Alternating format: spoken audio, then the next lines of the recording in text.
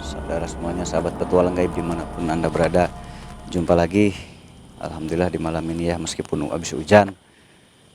Kita paksakan syuting karena kemarin kita nggak ngupload ya, telatnya karena gitulah. Sekarang musim hujannya mulai rapat lagi nih. Untuk yang mau datang ke sini hari Senin sampai Jumat jam 8 pagi usahakan sudah di sini ya. Usahakan jam 8 pagi sudah di sini. Jadi supaya nanti bisa ketemu. Jadi bisa nginep aja di sini. Kenapa bisa nginep? Bisa. Ruangan ini banyak yang kosong nih, kalau hari-hari biasa ini banyak yang kosong ruangan. Jadi boleh nginep dulu, nanti paginya baru kita ketemu gitu ya. Soalnya kasihan yang jauh-jauh datangnya jam 10 gitu. Saya sudah keluar kalau jam segitu. Jadi bagusnya jam 8 tuh sudah standby, sudah daftar gitu. Jam 8 sudah daftar, jadi langsung ke data, nantinya bisa ketemu. Kalau jam 10, setengah 10 baru datang, nanti nggak ketemu, kasihan. Udah jauh nanti kasihan ya. Nanti yang disalahkan saya lagi. Selalu disalahkan nantinya. Jadi datang malam boleh langsung daftar. Nanti setelah daftar besoknya baru bisa ketemu gitu ya.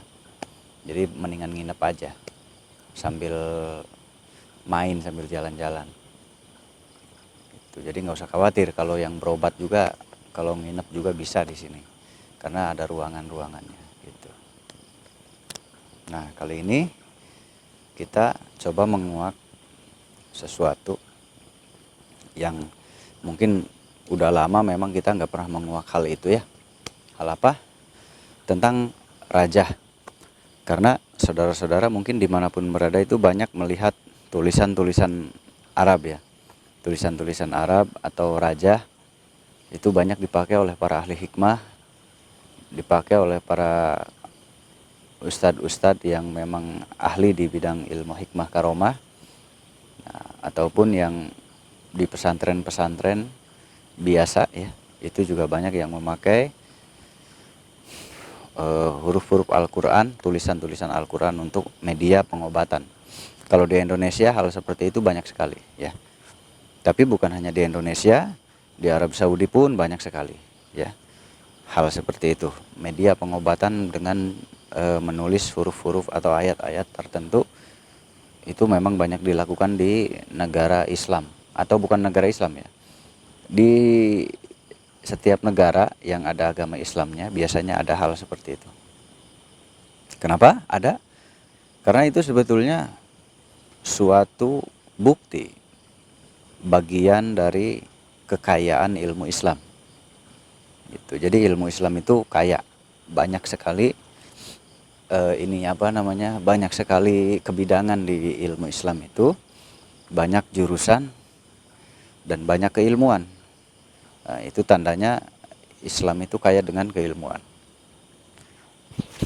Dan masih banyak lagi ilmu Islam itu, banyak, ada ilmu nujum, ilmu mengetahui bulan, hari gitu. Ada pelajarannya.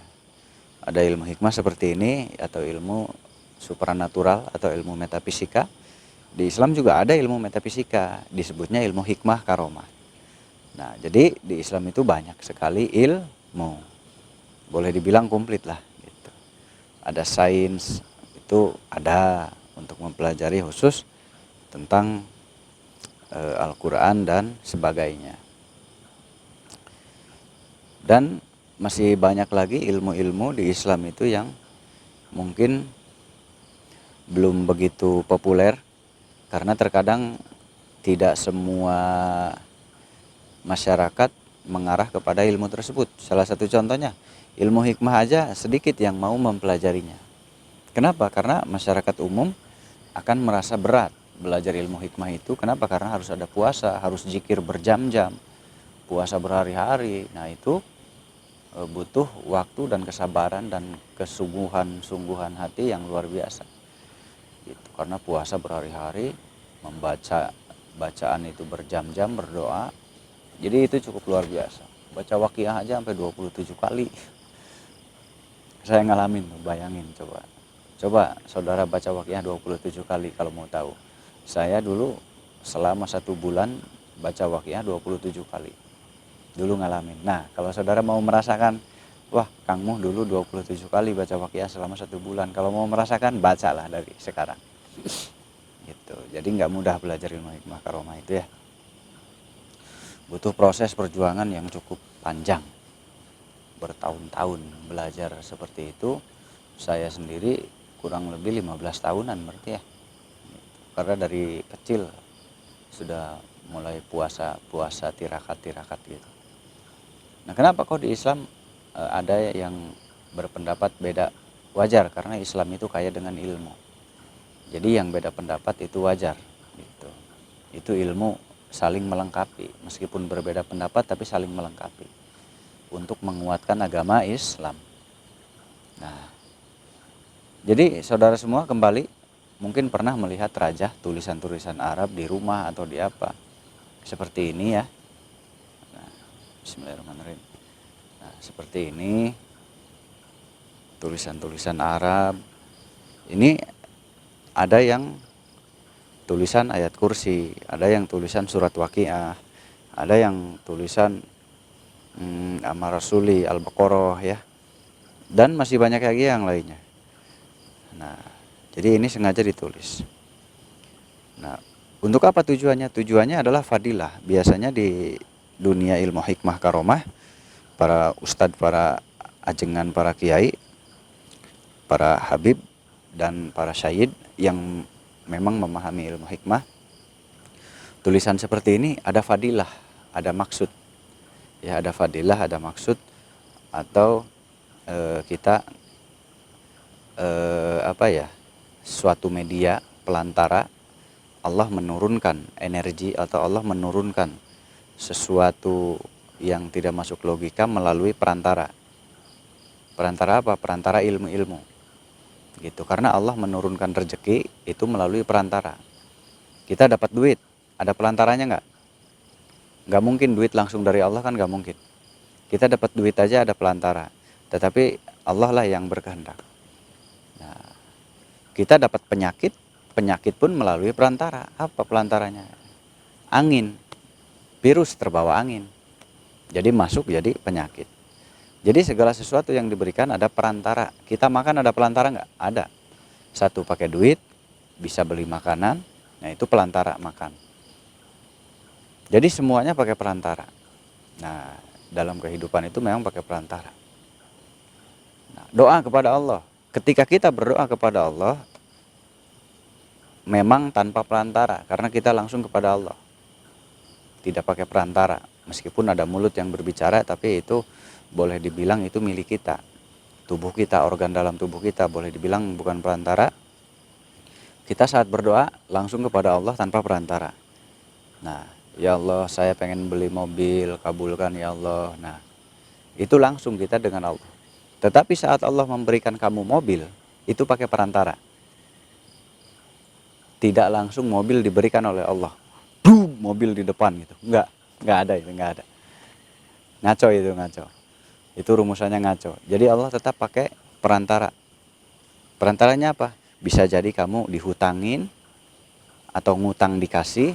Bisa jadi kamu tiba-tiba usahanya bagus, jadi kebeli mobil. Bisa jadi kamu tiba-tiba dipinjemin orang lain nih duit, nganggur nggak kepake. Bisa jadi kamu nyari pinjaman kemana-mana, tiba-tiba dikasih pinjaman atau kredit. Bisa jadi kamu ngeredit ke leasing, lalu sama leasing dikabulkan, lalu kamu kredit kebayar lunas. Itu perantara namanya.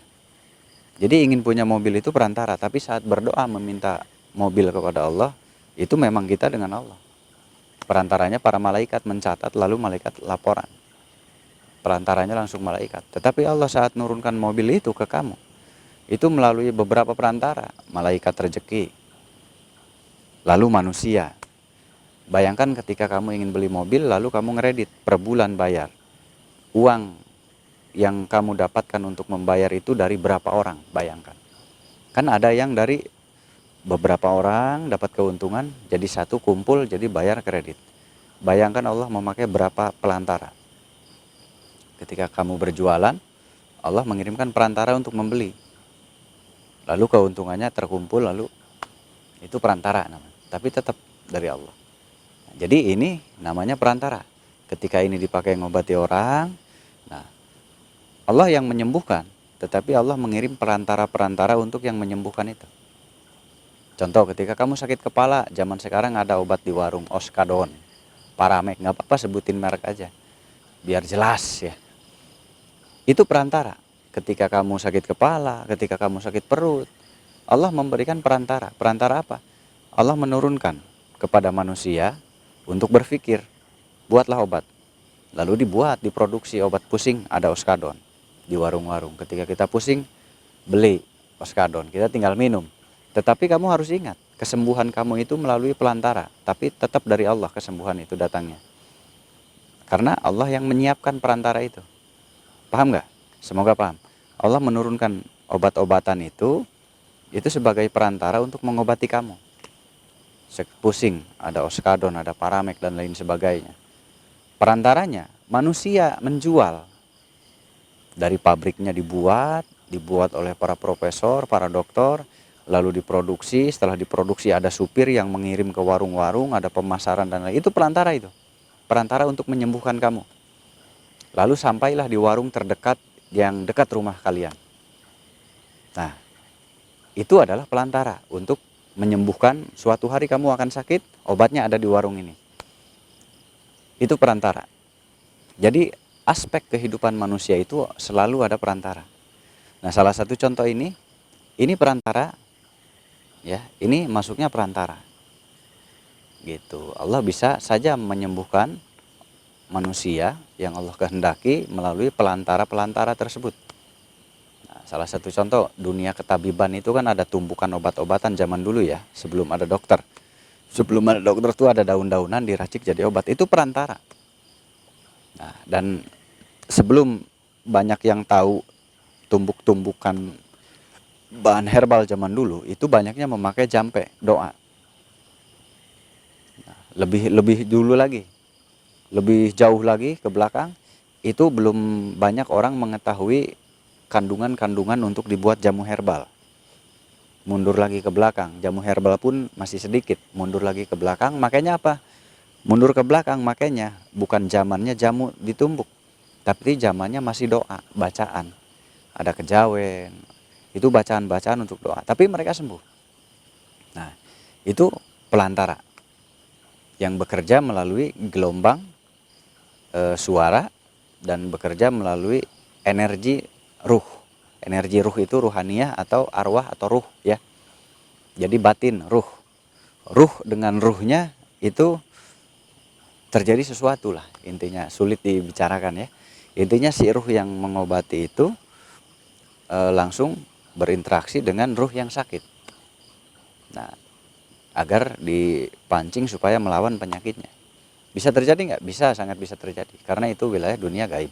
Dan itu tetap yang menyembuhkan Allah, manusia ini hanya pelantara. Nah, jadi benda seperti ini, ya ini hanya perantara kebesaran Allah. Allah menurunkan kekuatan, Allah menurunkan energi ke dalam tulisan ini. Coba bayangkan, begitu luar biasanya kebesaran Allah. Tulisan-tulisan dalam Al-Quran ternyata keramat, atau tulisan-tulisan dalam Al-Quran itu ternyata mengandung energi, tidak asal tulis. Di setiap tulisan ukirannya bisa mengusir jin, bisa mengusir santet, bisa mengusir teluh, bisa mengusir apapun. Itu di setiap bait tulisan-tulisan Al-Quran. Nah, makanya ada rajah itu seperti ini, karena para alim ulama ada yang mempelajari, memperdalam, lalu dibuatlah ilmu-ilmu seperti ini di dalam Islam ya. Jadi salah nggak? Nggak salah. Nggak salah. Justru ini bagus, memperkuat agama. Memperkuat agama kita, salah satu kebidangan ilmu di dalam agama Islam. Jadi dalam agama Islam itu banyak kebidangannya. Ini salah satu kebidangan ilmu di dalam agama Islam. Bagus ya? Bagus, silahkan dijalankan dan dilanjutkan. Kalau ada bilang ini nggak bagus, itu berbeda pemahaman. Tapi ini bagus. Cuman berbeda pemahaman. Dia tidak pakai ini, kita pakai ini. Gitu. Jadi sebetulnya yang dia jalankan bagus, yang dijalankan ini juga bagus. Gitu. Tergantung pemikiran. Karena di Islam itu begitu banyaknya kebidangan, terkadang bidang satu dengan bidang lain bentrok. Saking banyaknya kebidangan. Nah, kecuali saya, kalau saya nggak bentrok dengan yang lain. Karena apa ya? Kalau saya orang bodoh ya manggut aja lah. Jadi banyak bidang yang banyak ini saya nggak pernah bentrok sama mereka. Karena bodoh sekali sayanya, saking bodohnya jadi nggak pernah bentrok. Gitu, rahasianya begitu. Nah, jadi begitu ya. Jadi di dalam tulisan ini ternyata mengandung energi atau bisa eh, diikuti atau bisa dihadiri oleh Khodam, bangsa Khodam. Nah, bangsa Khodam itu makhluk berarti. Kenapa mereka mengikuti? Lah itu dia. Agak aneh, kenapa? Ya mungkin sudah sunatullah, sudah kodratnya memang begitu ya. Karena setiap ukiran ini dilakukan sambil puasa dan lain-lain. Terus Khodamnya gimana kalau ini dimandikan? Khodamnya masuk ke dalam tubuh nggak? Nah, ini yang harus dipahami. Khodam itu nggak masuk ke dalam tubuh, ya. Tapi ada di luar tubuh. Khodam itu ada di luar tubuh. Jadi kalau ada yang bilang khodam itu masuk ke dalam tubuh, itu salah besar. Khodam nggak bisa masuk ke dalam tubuh, tetapi bisanya mendampingi di luar tubuh. Berkumpul semua di luar tubuh itu berkumpul. Nah, kalau setan itu masuk di dalam tubuh, ada di dalam aliran tubuh manusia. Ini menurut baginda Nabi Muhammad seperti itu. Dan ada lagi korin jahat, korin baik. Nah, korin baik itulah yang membimbing kita. Nah, kalau hodam, bangsa hodam ada di luar tubuh kita, mengelilingi tubuh kita. Nah, jadi tidak masuk ya. Kalau ada yang bilang masuk, berarti dia kurang wawasan, kurang pemahaman tentang hakikatul insan, tentang hakikatnya manusia itu seperti apa. Dia yang kurang paham, gitu. Ya udah, kita langsung lanjut di dalam rajah ini. Kira-kira ada hodam apa, untuk apa, dan kenapa gitu. Nanti kita coba tanya aja.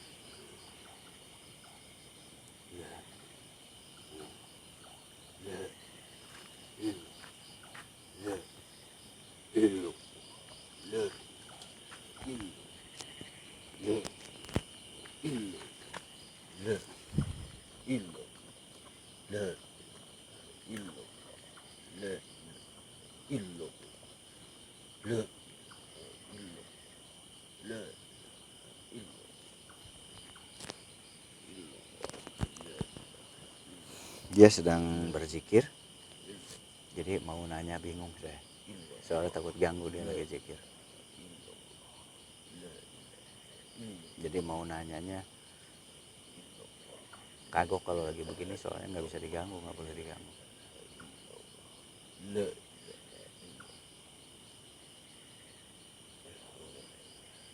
Assalamualaikum. Waalaikumsalam warahmatullahi wabarakatuh. Sudah selesai, Ki. Ada perlu mau bertanya?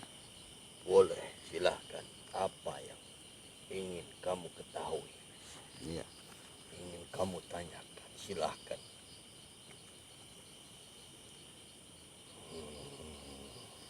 Kenapa bisa ada di raja itu?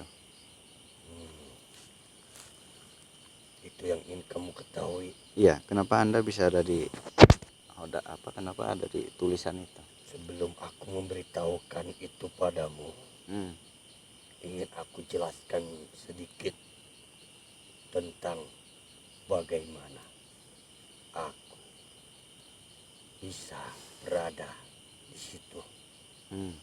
Karena setiap bait atau setiap ayat yang suci itu pasti mengandung sebuah kekuatan yang maha dahsyat dan tidak bisa dijelaskan oleh akal manusia dan akal bangsa jin juga. Iya. Yang pastinya sumber dari kekuatan itu dari yang berasal yang maha kuasa. Hmm. Dan ayat itu atau kekuatan itu macam-macam. Betul. Setiap ayat itu berbeda kekuatan, takaran, dan fungsinya. Seperti kata la ilah, alif lamnya untuk apa, alifnya untuk apa, itu berbeda-beda. Iya. Nggak sama fungsi ya. Tidak sama. Dan takaran kekuatannya juga berbeda-beda. Seperti lafaz Allah itu juga jelas berbeda. Haknya, alif lamnya berbeda. Lantas, bagaimana aku bisa berada di situ? Penjelasannya cukup singkat, tapi cukup rumit juga untuk dipahami. Cukup rumit dipahami. Iya. Nggak apa-apa. Mudah-mudahan saya nggak rumit memahaminya. Baiklah. Aku berasal sebetulnya bukan dari tempat itu atau dari ayat itu. Iya. Jauh sebelum aku tempat tinggal di sana atau berdiam diri di tempat itu, di ayat itu, aku berada di luar. Punya tempat tinggal sendiri. Iya. Yang entah bagaimana caranya ada yang memberitahukannya melalui guruku bahwasanya aku sudah ditetapkan untuk mendiami atau menempatkan tempat di ayat itu. Yang Dari guru itu. guru sendiri Iya. sejatinya belum mengetahui asal usulnya, tapi dia percaya bahwa yang menyuruhnya adalah utusan dari Gusti Allah. Yang pada dasarnya berarti aku sudah ditetapkan untuk membantu Iya. bagi siapapun yang menggunakan ayat itu untuk kebaikan. Iya, semua ketetapan kan Allah yang berkehendak. Iya. Kita hanya menjalankan. Tapi memang tidak bisa dipahami secara langsung. Ada beberapa caranya, ada beberapa yang memberitahukannya. Iya, itu kan awalnya melalui proses pengisian. Iya. Biasanya oleh bangsa manusia, para kiai, Iya. para ustadz atau para alim ulama. Memang setiap ayat itu mengandung kekuatan, setiap kata itu mengandung sebuah kekuatan, tapi tidak sembarangan bagi bangsa manusia untuk menggunakan kekuatan itu. Tidak asal menulis ayat, tidak asal mengucapkan ayat, tapi ada totok kromonya, ada caranya, ada ilmunya. Iya, betul. Dan itu lama ya. Iya, prosesnya Pelajarinya. cukup lama. Kalau di bangsa Anda itu berapa lama untuk Bagi waktu bangsa manusia? kami Bagi bangsa untuk manusia. mengisi itu cukup singkat sebetulnya. Kalau waktu bangsa manusia berapa lama? Mungkin hitungan bulan, tahun bisa terjadi. Cepat sekali. Kalau manusia aja bisa 15 tahun. Tahunnya itu entah berapa tahun begitu. Berarti mereka lebih cepat belajar. Oh, hitungan tahun itu di alam kamu maksudnya? Iya. Kalau di alam manusia berarti berapa lama? Aku tidak bisa menghitung secara pasti karena waktu bangsa manusia dan bangsaku itu cukup jauh berbeda. Kalau di bangsa mereka 1 tahun ya di kita bisa berapa tahun? 1000 tahun. Makanya itu alasannya belajar ilmu kayak itu banyak yang gugur di tengah jalan. Belajar ilmu hikmah karomah itu banyak yang gagal di tengah jalan. Bahkan bukan hanya gagal, tapi juga banyak yang berenggut. Berenggut apa? Akal pikirannya, kematian. Stres. Gila. Iya, karena memang tidak dibarengi dengan keimanan yang Itu dia resiko belajar ilmu hikmah karomah itu resikonya. Ingat, Banyak. belajar ilmu jangan cuma ikut-ikutan saja. Karena jika tidak mengetahui sebab akibat, siapa yang mendiami, atau menempatkan diri di setiap ayat-ayat tertentu itu bisa celaka. Karena jika tidak mengetahui ayat yang dituliskan itu siapa yang mendiaminya, nanti akan datang bangsa jin yang liar atau bangsa jin dari golongan-golongan hitam yang mengaku sebagai penguasa ayat itu. Dan pada akhirnya dia menyesatkan walaupun awalnya dia membantu ataupun menyuruh kebaikan. Tapi pada akhirnya mereka akan menyesatkan secara tidak sadar. Nah, ini yang penting. Makanya orang belajar ilmu hikmah itu karomah banyak yang stres, gila. Banyak sekali. Mungkin saudara yang nonton komen aja di bawah. Benar nggak? Benar. Dan Carilah guru, jangankan guru dari bangsa manusia, guru dari bangsa kami saja. Itu ada yang menyesatkan.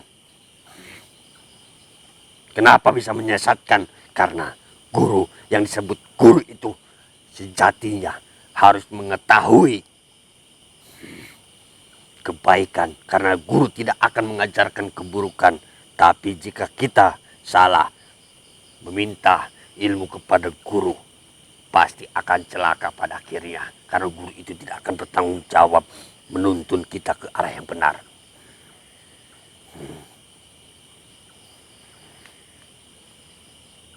Nah, jadi berat ya. Belajar ilmu hikmah karomah itu beratnya resiko tadi. Bisa jadi ada hodam liar. Hodam liar itu yang merusak. Bukan hanya satu, bahkan sekarang lebih banyak lagi dari zaman dulu. Zaman saat ini, di zaman manusia, banyak sekali manusia yang hanya ikut-ikutan. Yang mengaku-ngaku sebagai guru. Manusia yang berilmu, manusia yang berakal. Tapi itu berbohong, tidak akan bertanggung jawab. Hanya memberikan amalan, hanya memberikan ayat. Tapi tidak mengetahui apa yang terkandung di dalamnya. Nah, berat itu urusan batin soalnya. Urusan batin. Jadi nggak bisa pakai logika. Kalau pakai logika nggak akan masuk sampai hari kiamat juga nggak bisa masuk. Ilmu ataupun kegaiban itu tidak pernah akan bisa diukur dengan akal manusia. Tidak akan pernah bisa. Iya, karena itu sudah kersaning Gusti Allah. Karena Allah itu maha kaya, maha agung, maha besar. Tidak akan ada satupun manusia yang mampu mengukur bagaimana Allah sejatinya. Tidak akan ada. Karena itulah ilmu gaib juga tidak akan bisa diukur oleh akal bangsa manusia. Ya kalau bisa diukur, percuma ada Tuhan. Berarti Tuhannya masih terukur. Allah itu yang maha gaib. Nah, jadi terkadang yang menghina Tuhan itu kita sendiri. Ya.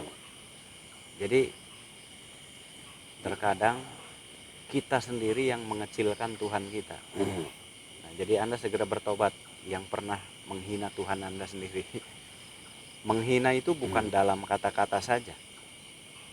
Dalam pemikiran Anda bisa saja Anda menghina Tuhanmu sendiri. Dan salah satu satu contoh lagi, tadi ini. Dan satu lagi, khodam atau pendamping yang baik tidak akan pernah membisikkan di dalam isi hati bangsa manusia, tapi dia akan langsung bergerak. Tidak akan pernah membisikkan atau mengajak bangsa manusia. Tidak akan. Minta apa gitu. Tidak. Minta Tidak imbalan. akan menyuruh. Tidak akan membisikkan isi hatinya. Tidak. Tapi pendamping yang baik, pendamping sejati, tidak akan pernah melibatkan bangsa manusia sendiri untuk melakukan itu. Tidak akan. Langsung bergerak ke depan menjadi tameng. Tanpa disuruh. Tanpa disuruh, tanpa dipinta, tanpa ada perjanjian. Karena kami, bangsa kami yang mengerti Muslim sendiri, mengerti sendiri. Kami tidak perlu perintah dari manusia karena kami mengabdikan kepada Gusti Allah. Dan memahami arti makna dari amalan-amalan doa-doa Al-Quran itu. Iya. Karena mereka memahami apa amalan-amalan apa. Jadi mereka memahami dengan baik. Jadi amalan yang dibacakan itu seolah-olah kata kunci, kata sandi. Jadi mereka ya nggak usah disuruh, ketika ada orang yang membaca itu, mereka mengerti sendiri bahwa orang itu butuh sesuatu, butuh pertolongan, lalu mereka bekerja. Kalau ada santet ya mereka lawan gitu. Kalau ada Cobalah ya mereka jika lawan. ingin mengetahui apa dari Khodam, belajarlah ilmu dari sahabat Kanjeng Nabi. Jangankan melihat sosoknya, melihat bayangannya saja, bangsa jin sudah lari ke kocar-kacir, apalagi dari golongan hitam. Sayyidina Ali takuti bangsa jin. Sayyidina Ali Cobalah itu belajar ditakuti bangsa jin. tentang ilmu itu. Wah, itu berat itu. Meskipun para pendampingnya gagah perkasa dari rajanya, di raja bangsa jin, mereka tanpa dipinta, tanpa disuruh oleh beliau akan bergerak maju ke medan perang. Nah, makanya dalam peperangan sejarah para sahabat Nabi itu selalu gemilang. Pasukan sedikit kalah pasukan tapi selalu menang. Ya, mungkin itu ada hal-hal yang tadi dibicarakan barusan yang tidak masuk logika. Jadi selalu ada keajaiban di dalam peperangan itu lalu menang. Ada yang tiba-tiba burung ababil bawa batu. Nah, kita nggak ngerti kenapa burung tiba-tiba bawa batu dijatuhin di situ. Kenapa momennya itu pas banget. Nah, itu udah bingung lah. Itu nggak masuk logika. Jadi kalau ilmu gaib diukur logika nggak bisa. Tidak Hal akan gaib bisa. itu nggak bisa diukur logika. Iya, Coba ukur logika ketika perang. tidak Gajah, usah jauh-jauh kau mengukur untuk logika manusia ke dalam perang. Logika kamu saja. Besok kamu bisa melihat mau makan apa. nggak bisa. Nah, pikir saja ke situ, jangan jauh-jauh. Itu tidak bisa diukur oleh akal manusia. Besok akan terjadi apa? Besok kamu mau makan apa, mau minum apa, bisa minum tidak, itu tidak bisa akan diukur. Bisa saja besok kita mati, bisa. Ya, itulah. Sekarang kita ngobrol, berbincang, besok mati. Jalan kematiannya banyak. Nah, jadi hal gaib itu tidak bisa diukur oleh logika karena susah melogika. Tidak akan bisa. Jadi kalau belum paham ilmu gaib, bagusnya belajar dengan orang yang tepat ya, supaya nggak ngawur. Ya, supaya tidak ada bangsa jin yang menyesatkan. Ya, khodam liar. Disebutnya kita khodam liar. Khodam Ya. liar itu adalah khodam yang bukan peruntukannya. Bagi kami menyebutnya jin ibrit karena mereka pengikut ibrit. Iya, karena untuk menyesatkan itu yang disebut khodam liar. Jadi memang untuk menyesatkan. Nah, itu harus betul-betul dipahami. Jadi belajarnya itu harus benar-benar ke ahlinya. Iya, jangan asal ikut-ikutan saja. Iya. Kalau bukan ke ahlinya ya tadi ada khodam liar katanya. Betul itu. Jadi khodam liar itulah yang membuat kekacauan pada pikiran manusia dan hati manusia ya. Iya, karena mereka ingin berpikir bahwasanya ilmu di dalam Islam ini semuanya buruk. Semuanya mengandung jin ibrit. Oh, itu sengaja mereka untuk merusak nama Iya, baik. karena mereka ingin menguasai ilmu ataupun memuja ayat-ayat itu, padahal sejatinya bukan ayat itu yang berfungsi, tapi Supaya ilmu-ilmu Islam yang bagus itu disalahkan. Iya, iya. Itu tujuan jin ibrit agar menyalahkan ilmu-ilmu karya-karya dari umat Islam. Iya. Tuh. Jadi ilmu-ilmu Islam aja jin ibrit aja banyak yang ngiri. Jadi seolah-olah menjelekan ilmu-ilmu yang Allah murnikan. Karena sejatinya jika ridho. ayat itu ditempatkan dengan tata cara yang benar, dengan ilmu yang benar, itu pasti akan mengandung sebuah kekuatan untuk menjaga, untuk apapun itu digunakan, itu sangat hebat. Ya. Kalau saya yakin percaya. Tapi ingat, bukan ayat itu yang memberikan, tapi Gusti Allah melalui ayat itu. Iya, itu kan pelantara. Seperti Iya.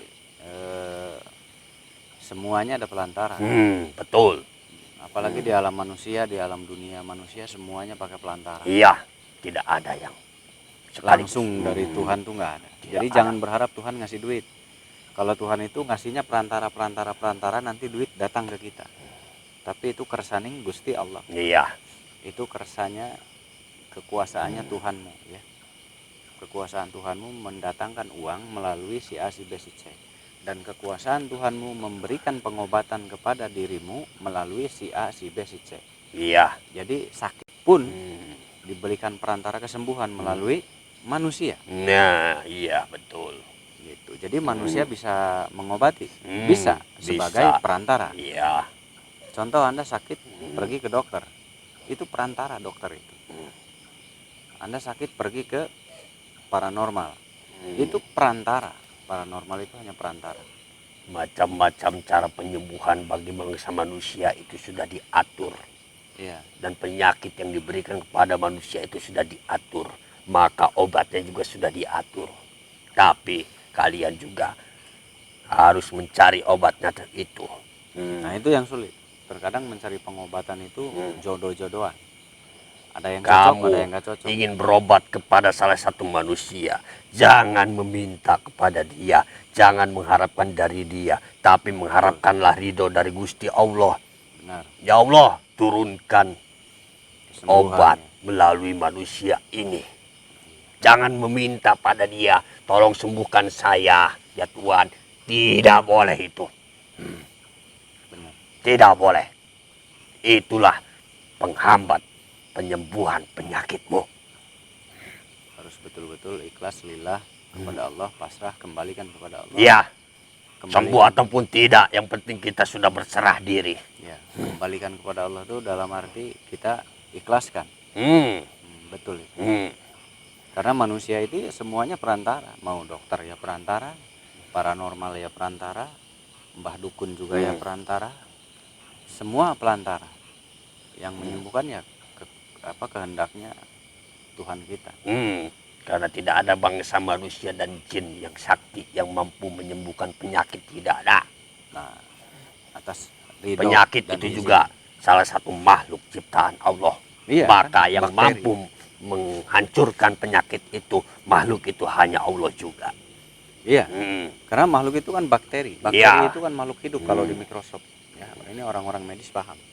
Dan virus juga bakteri yang hidup ya. Virus itu bakteri yang hidup yang bisa terbawa angin dan lain sebagainya. Semua makhluk hidup dan virus dan bakteri itu tidak terlihat. Itu masuknya wilayah gaib karena terlalu kecil. Nah, itulah yang disebut wilayah gaib. Hal-hal gaib itu ada. Kenapa ada? Karena banyak makhluk kecil yang tidak dilihat. Tapi ingat, meskipun yang menyembuhkan Allah, tapi jangan cuma berdoa saja tanpa melakukan apapun. Betul. Itu juga tidak baik. Betul. Doa aja mobil jatuh dari langit itu nggak akan terjadi ya. Doa tiba-tiba duit sekarung jatuh nggak bakal terjadi itu ya. Mas bos kerja ada pelantara, nanti rezeki datang melalui siapa. Jadi kalau ada paranormal yang ngomong nanti duit sekarung di kamar, jangan dipercaya itu. Nanti penggandaan uang, kibul. Itu jin ifrit.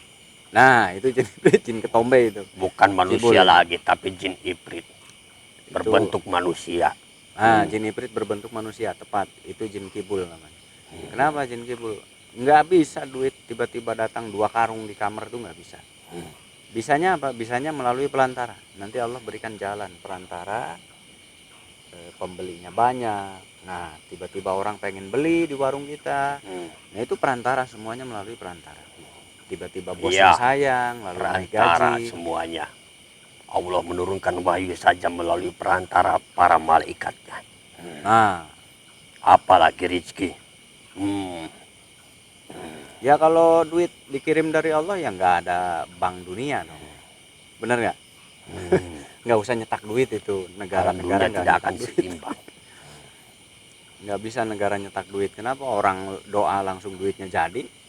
Ya bank apa gunanya bank negara? Bank negara itu kan mencetak keuangan, hitungannya jelas. Jadi bukan begitu cara main ilmu gaib ya. Jadi hati-hati, waspada. Nah, ini untuk para alumni ilmu kesepuhan di sana dimanapun berada, dipegang baik-baik pelajaran-pelajaran dari sini.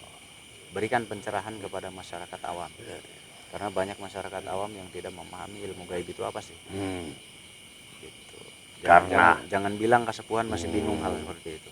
Apalagi di zaman akhir ini manusia semuanya hampir tersesat.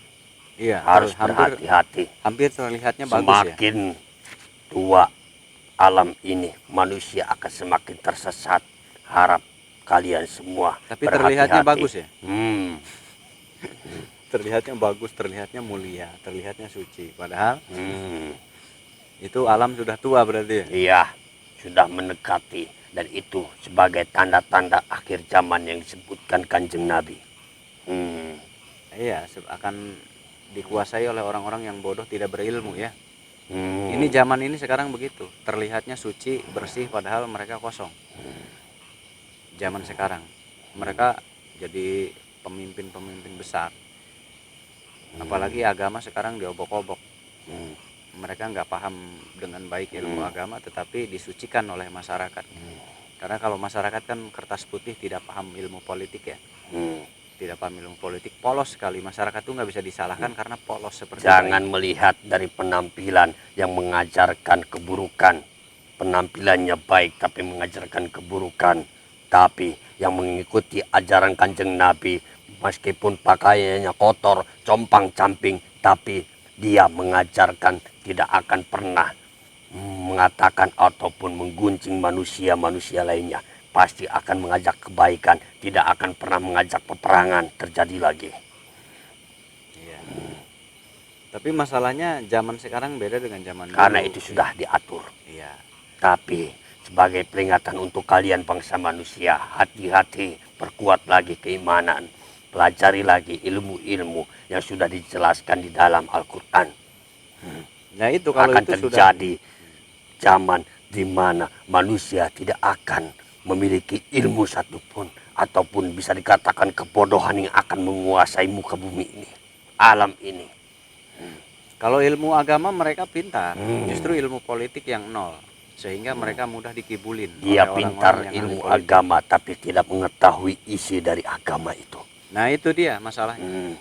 Banyak orang yang paham membaca kitab-kitab dan membaca Al-Quran, tetapi mereka tidak memahami arti hidup atau hakikatnya agama tuh arahnya kemana. Sehingga agama sekarang mudah dibolak-balik dipakai Satu untuk ayat itu pasti berbeda-beda artinya. Jangan salah. jadi sekarang agama dipakai untuk kepentingan-kepentingan pribadi mereka atau kepentingan kelompok-kelompok. Itulah Itu zaman yang sekarang. disebut jin ibrit. Kenapa? Karena yang membisikkan itu semua di dalam hatinya adalah jin-jin ibrit. Ya itu zamannya ya. Tapi ya udahlah, wis zamannya mau gimana lagi bicara. Kita menonton aja lah. Hanya manusia-manusia tertentu yang akan selamat. Amin. Ya, tapi banyak masyarakat awam yang terjerumus nggak paham arah agama. Cukup mengingatkan saja, tidak perlu kalian memaksa. Karena Tidak. memang ini sudah menjadi jalannya. Saya mengingatkan pun enggak, kecuali sama santri-santri yang saya pengen ingatkan. Sebanyak mungkin harus mengingatkan. Ya, saya mengingatkan kepada orang-orang dekat aja. Iya. Kalau yang nggak dekat, saya biarkan karena takutnya mereka nggak nyampe pemikirannya. Alangkah Kalau nggak nyampe, baiknya ya mengajak walaupun sedikit, mengingatkan walaupun sedikit daripada tidak mengingatkan tapi mengetahui. Selalu mengingatkan, tapi kepada orang-orang yang memang dekat kepada santri-santri. Iya. Saya selalu mengingatkan tentang hakikat manusia dan hakikatnya agama. Tapi kalau masyarakat yang jauh, saya nggak berani ngomong karena mereka nggak nyampe pemikirannya, nanti salah paham. Oke, terima kasih ya. Baik, sama-sama. Ada lagi yang perlu dibicarakan ataupun yang ingin diketahui? Sepertinya sudah komplit nih. Baiklah. Bahwa cara kerjanya tidak ada perjanjian, tidak diminta, Tidak, mengerti sendiri. tidak. Ketika raja tadi dipakai itu dia mengerti sendiri, paham sendiri. Yang kamu katakan raja itu, ingat, itu tidak sembarangan untuk menuliskan itu. Tidak sembarangan manusia. Jangan asal-asalan menerima tulisan itu. Karena bisa saja itu yang menguasai jin ibrit. Iya benar. Harus dari manusia yang memiliki ataupun tertentu. Tidak asal melihat, memberi, menerima. Jangan. Pelajari terlebih dahulu siapa yang memberinya. Iya, bagus. Punya ilmu apa. Dari mana ilmunya harus diketahui dulu. Terima kasih ya Ki. Baik, sama-sama. Aku lanjutkan lagi. Monggo. Assalamualaikum warahmatullahi Waalaikumsalam wabarakatuh. La warahmatullahi ilaha wabarakatuh. illallah. La ilaha illallah.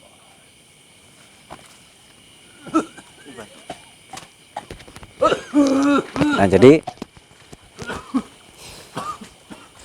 sedikit penjelasan bahwasana belajar ilmu hikmah itu tadi menyebabkan kegilaan, bahkan ada yang sampai meninggal ya, banyak yang sampai meninggal saking beratnya. Jadi memang bukan rahasia umum lagi ya, sudah menjadi rahasia umum. Hampir semua masyarakat di Indonesia tahu kalau belajar ilmu supranatural itu resikonya kegilaan dan kematian. Kematian bisa jadi karena sakit jiwanya parah, lalu meninggal. Meninggalnya kenapa? Meninggalnya karena sakit jiwa, bisa jadi terlalu berat, nggak keurus dan lain sebagainya, jadinya meninggal. Ataupun ketika Anda sudah bisa mengobati orang, maka resikonya berbalik kepada diri kita. Kita menolong nyawa orang tapi nyawa kita terancam. Gitu. Jadi itulah dunia ilmu supranatural. Jadi dipercaya atau tidak dipercaya itu hak Anda, tetapi meskipun tidak percaya, ya itu memang terjadi di tengah-tengah masyarakat Indonesia. Banyak masyarakat Indonesia yang mengalami hal-hal mistik, hal-hal gaib. Banyak sekali. Tetapi banyak juga orang-orang yang polos tidak mengenal dunia mistik. Gitu. Padahal dunia gaib itu ada. Dunia gaib itu jelas adanya ya. Salah satu contoh tadi seperti virus, bakteri, kita nggak bisa melihat. Itu masih wilayah gaib menurut mata manusia. Tetapi karena ada alat sekarang bisa terlihat. Coba zaman dulu bisa terlihat nggak? Nggak akan terlihat. Nah itu masih wilayah ilmu gaib. Nah zaman dulu pengobatannya hanya dengan doa jampe-jampe. Mengusir virus itu ada doanya. Mengusir wabah penyakit itu ada doanya. Dari zaman dulu sudah ada, bayangkan. Dari zaman dulu sudah ada doa-doa untuk mengusir wabah penyakit. Kalau zaman sekarang adanya Rebo Wakasan. Kalau di Indonesia itu ada Rebo Wakasan. Rebo Wakasan itu nanti ada sholatnya, ada zikirnya Rebo Wakasan. Itu adalah upaya untuk menghalau penyakit. Karena wabah penyakit, 1000 jenis penyakit itu diturunkan di hari itu. Makanya ada sholatnya, ada sholat sunnahnya itu untuk berdoa meminta kepada Allah agar dihindarkan dari wabah penyakit tersebut. Itu Rebo Wakasan disebutnya ya. Mungkin di tempat saudara ada Rebo Wakasan. Rebo Wakasan itu mungkin di tempat saudara juga ada. Kalau di Indonesia banyak sih yang memakai Rebo Wakasan tersebut, diperingati karena itu adalah warning, peringatan bahwa di hari itu banyak ribuan penyakit diturunkan oleh Allah.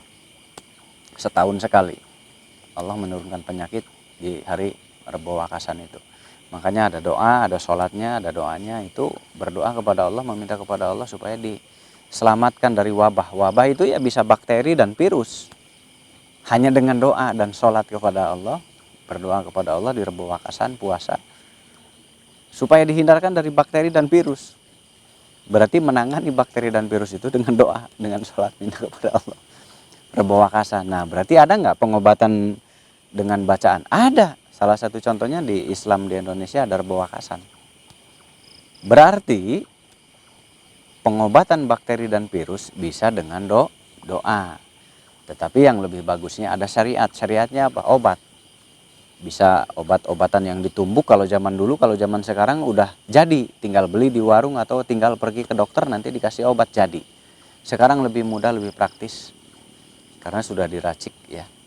Pemikiran-pemikirannya sudah maju. Jadi obat-obatan dari alam itu sudah berbentuk pil, berbentuk ya, jadi tinggal minum. Ada yang berbentuk cairan, disuntik, diinjek. Nah, itu zaman sekarang sudah canggih, sudah begitu canggih. Zaman dulu belum ada. Nah, jadi wilayah ilmu gaib itu luas. Jadi ilmu gaib itu ada, bangsa jin itu ada. Bangsa hodam, ilmu hodam itu ada, jelas ada. Itu. Buktinya dengan Rebo Wakasan aja. Itu kita mengusir wabah dengan sholat, kita mengusir wabah dengan doa. Kita ketika kemarau itu ada doanya meminta hujan kemarau. Coba bayangkan, hujan itu kan bentuk material nyata, dohir. Tetapi menurunkan hujan itu bukan dengan alat. Ada sholat istisqa, berdoa, minta hujan kepada Allah. Jadi hujan aja yang berbentuk air itu dengan doa dimintanya, dengan bacaan. Nah jadi memang seperti itu ya, dunia gaib itu disebut nggak percaya, tapi dari zaman dulunya ada, dari zaman nabinya ada. Cara-cara yang berkaitan dengan ilmu gaib dari zaman nabinya memang sudah ada. Makanya nggak heran kalau zaman sekarang banyak pelajaran seperti itu. Dan di setiap agama itu banyak ada pelajaran untuk ilmu ruhani atau ilmu gaib atau ilmu batin. Di setiap agama itu ada bidang ilmu gaibnya loh. Silahkan dicek ke agama lain, mereka punya kebidangan ilmu gaib di setiap agama. Nah termasuk di Islam, kebidangannya adalah ilmu hikmah karomah kalau di Islam. Nah kalau di Hindu, di Buddha ada cakra, ilmu cakra, ada ilmu prana, ya. Itu kebidangan di agama-agama tersebut. Ada ilmu yoga, itu keahlian di agama tersebut. Nah, jadi begitu saudara semuanya, kalau yang nggak percaya sebaiknya jangan berlebihan, karena kita nggak memaksa Anda untuk percaya, karena Allah tidak ingin dipercaya oleh manusia, tetapi manusialah yang butuh kepercayaan dari Allah, begitu. Jadi kita pun nggak memaksa saudara yang nggak percaya harus percaya, nggak butuh pengakuan mereka. Kita nggak butuh pengakuan dari mereka, dan Allah pun nggak butuh pengakuan dari mereka. Dan kalau saya pribadi ya, ahli supranatural, itu nggak butuh pengakuan dan nggak butuh diakui oleh mereka yang nggak percaya. Kalau nggak percaya ya silahkan, karena saya nggak butuh dipercaya oleh mereka, gitu. Kenapa? Yang penting saya percaya dengan kebesaran Allah, itu aja. Kalau mereka nggak percaya silahkan, itu urusan mereka dengan Allah. Kalau saya percaya Allah itu maha besar, Allah itu maha bisa melakukan apapun. Jadi kebidangan agama Islam itu luas, makanya pelajari hakikatnya agama itu apa. Assalamualaikum warahmatullahi wabarakatuh.